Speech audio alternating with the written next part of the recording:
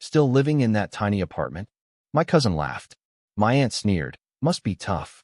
Then Mom noticed the key in my hand. Wait, is that a Land Rover? I grinned. Oh, this? Just a little housewarming gift to myself. I, 32M, sat in the corner of my aunt's living room, nursing a lukewarm beer and trying to make myself invisible.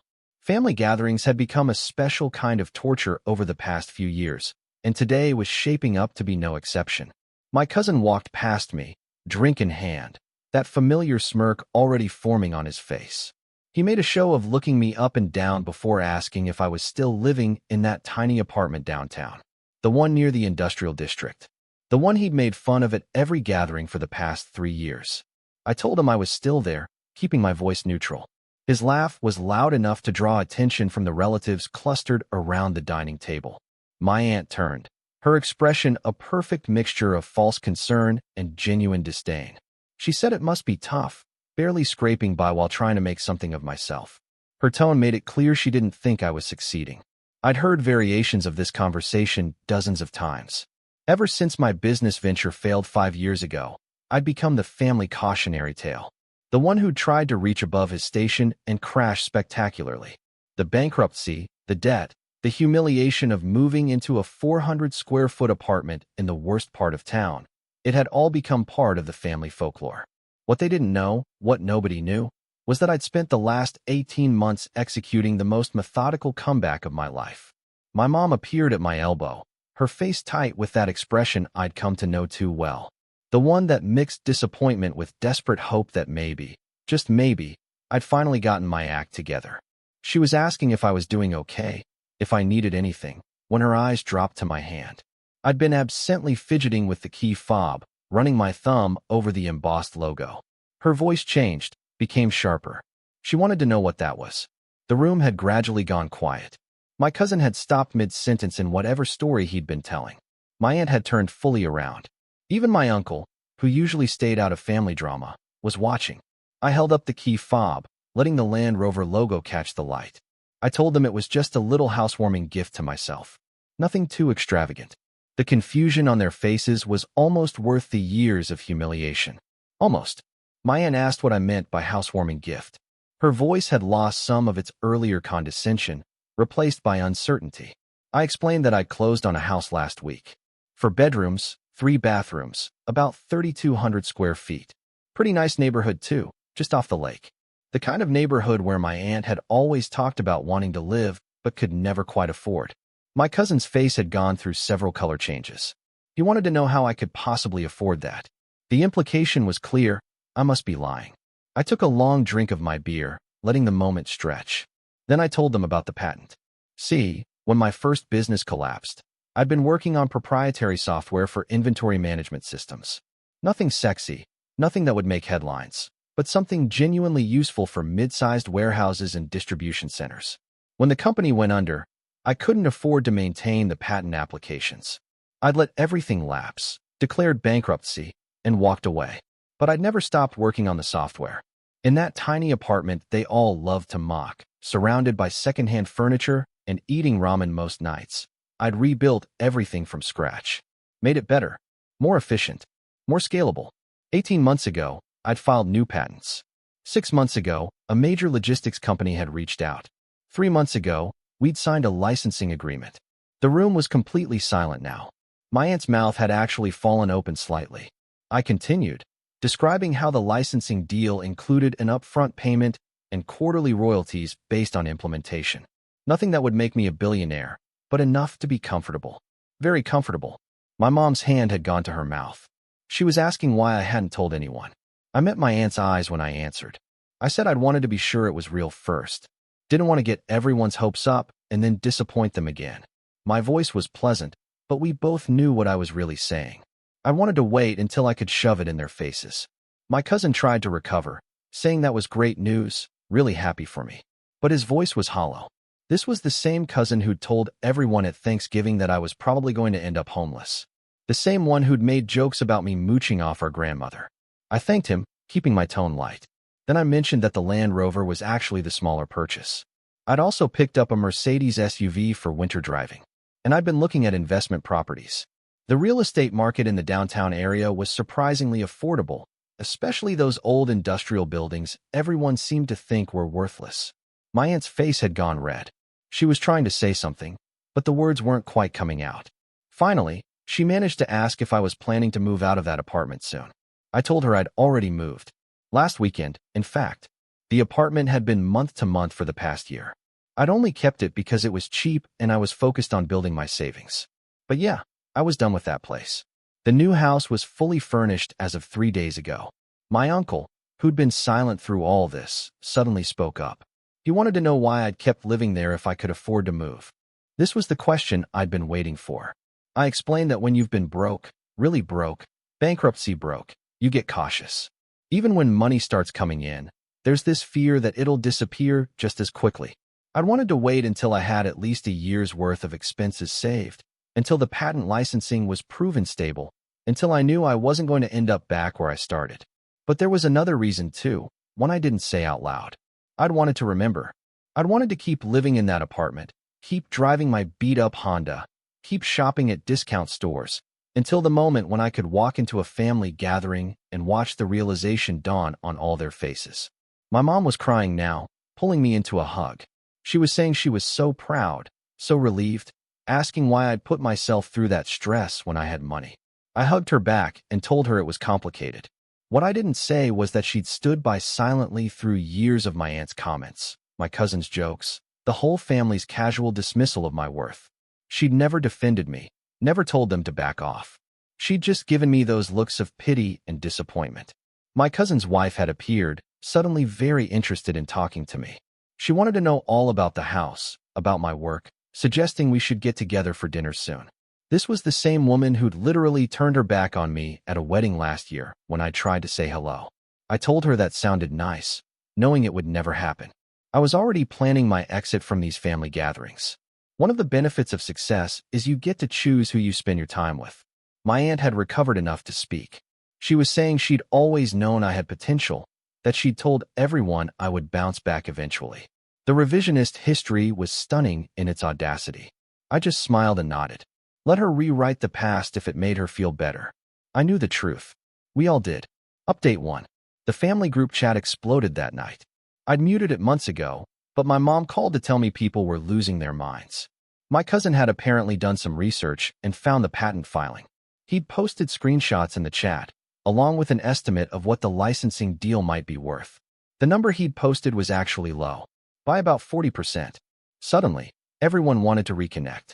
My uncle, who'd called me a loser to my face 2 years ago, he sent a long message about how proud he was, how he'd always believed in me. An aunt I hadn't spoken to in 5 years wanted to know if I needed any help managing my finances.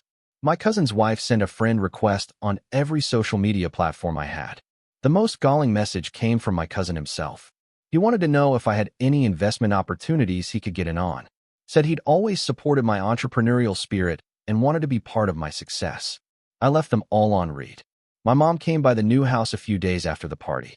She walked through slowly, touching the granite countertops, looking out at the lake view, sitting gingerly on the leather furniture. When she was done with the tour, she sat at my kitchen island and started crying again. She apologized for not standing up for me, said she'd been embarrassed by the bankruptcy, by my failure, and she'd let that embarrassment turn into silence when I needed support. She'd convinced herself that staying quiet was easier than confronting the family, that I was strong enough to handle their judgment on my own. I told her I appreciated the apology, but something had changed between us. I couldn't just forget the years of watching her nod along while her sister tore me down. Couldn't forget the times she'd suggested maybe I should just get a regular job, stop trying to prove something, except that the entrepreneurial path wasn't for me. She asked if I could forgive her. I said I was working on it. But forgiveness didn't mean things would go back to how they were. That version of our relationship, where I desperately sought her approval and acceptance, was gone. I'd rebuilt myself without her support, and this new version of me didn't need her validation the same way. She left looking smaller somehow, older. Part of me felt guilty, but a larger part felt free. Update 2. 3 months after that family gathering, my cousin called. Not texted, actually called. I almost didn't answer, but curiosity got the better of me. He wanted to grab coffee. Said we needed to talk, man to man. without the rest of the family drama involved. I met him at a cafe downtown, curious about what angle he was working. He showed up looking rough, tired. The cocky swagger was gone. He started by apologizing, said he'd been a complete ass, that he'd been jealous and insecure and had taken it out on me. His own business wasn't doing well. He'd been putting on a show for years, leasing the nice car, renting a house he could barely afford, all to maintain an image. Watching me crash and burn had made him feel better about his own situation. When I succeeded, it had held up a mirror he didn't want to look into. I asked him what he wanted from me. He said he didn't want anything. He just wanted to clear the air. But then he kept talking, and the truth came out. His business was failing. He was about 6 months from his own bankruptcy. His wife didn't know how bad it was. He was terrified. He wanted to know how I'd survived it. The bankruptcy, the shame, the rebuilding. I could have savored this. Could have made him beg. Could have thrown his own words back in his face. All those comments about me probably ending up homeless. All those jokes at my expense. Instead, I told him the truth. That bankruptcy was terrifying. That the first year after was the hardest thing I'd ever been through. That there were nights when I'd sat in that tiny apartment and wondered if I'd ever feel like a complete person again. That shame had almost destroyed me, and the only thing that saved me was deciding I was going to prove everyone wrong. I told him that revenge had been a powerful motivator, but it was also hollow.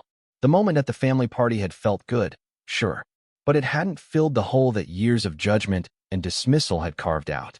Success was better than failure, obviously, but it wasn't the cure-all I'd imagined. He asked if I had any advice. I said he should tell his wife. Stop pretending. Stop performing for the family. File bankruptcy if he needed to and start over. The shame was temporary, but the stress of maintaining a lie would kill him. Then I did something I hadn't planned on. I gave him the name of my patent attorney and told him to mention my name. Not for a discount, but because she was excellent at finding value in intellectual property people thought was worthless. If he had anything, any process, any system, any innovation he'd developed, she could help him figure out if it was worth protecting. He looked stunned, asked why I was helping him after everything. I told him I wasn't entirely sure. Maybe because I remembered what it felt like to be drowning. Maybe because I was tired of carrying around anger. Maybe because revenge, while satisfying in the moment, was exhausting to maintain. Or maybe I just wanted to be better than the person my family had made me believe I was. We didn't become friends. Didn't have some heartwarming reconciliation. But something shifted. He stopped posting in the family chat. Stopped performing. 6 months later, I heard through my mom that he'd filed bankruptcy and started consulting on the side. His marriage had survived. He was living in a smaller place, driving an older car, but he seemed lighter somehow. Update 3. A year after that family party, I hosted Thanksgiving at my house. I'd initially said no when my mom asked, but she'd worn me down. Said the family needed to see the new place, that it would be good for everyone. I agreed on one condition. If anyone made a comment about anyone else's financial situation, housing, career, or life choices, they were out. No second chances. My house, my rules. My mom promised she'd make it clear to everyone. The day arrived and my house filled with relatives. It was strange seeing them all there, in the space I'd built with money they'd assumed I'd never have. My aunt was overly complimentary about everything. My cousin was quiet, almost deferential. Various other relatives who'd written me off were suddenly full of questions about my work, my success, my plans. But the person I kept watching was my mom. She'd arrived early to help cook, and as the day went on, I noticed something different about her. She was defending people. When one uncle started to make a comment about another cousin's job, she shut it down. When my aunt began to probe into someone's personal life, she redirected the conversation. She'd appointed herself the enforcer of my rule, and she was taking the job seriously. After dinner, after most people had left, she stayed to help clean up. We worked in silence for a while, loading the dishwasher, putting away leftovers. Finally, she said she understood now. Understood why I'd kept the apartment so long. Why I'd waited to tell anyone. Why I'd wanted that moment at the party. She said watching me rebuild myself had taught her something about the kind of strength it takes to survive your own family's judgment. I told her I was glad she understood, but that I was done defining myself by their opinions. The win at the party had been satisfying, but it was also the end of something. I wasn't interested in proving anything to them anymore. I just wanted to build a life that made me happy, regardless of whether they approved. She asked if that life included her. I said it did, but differently than before. I loved her, but I couldn't go back to seeking her approval for every decision. Couldn't go back to measuring my worth by whether she was proud of me. We had to build something new, something based on who we both actually were rather than who we'd been. She nodded, tears in her eyes, and said she'd like that. As I drove her home that night, I thought about the key fob that had started everything. That little piece of metal that had represented so much more than a car. It had been proof of my worth, validation of my choices, revenge for every slight and dismissal. But sitting there in my driveway, looking at my house with its warm lights glowing in the windows, I realized the real victory wasn't the stuff or the money or the moment of schadenfreude at a family party. It was simpler than that. I'd survived, I'd rebuilt, and I'd done it on my own terms. The revenge had been sweet, sure, but the real satisfaction came from knowing that even if I lost everything tomorrow, I'd proven to myself that I could come back from rock bottom, that I was more than my worst failure, that their judgment hadn't broken me,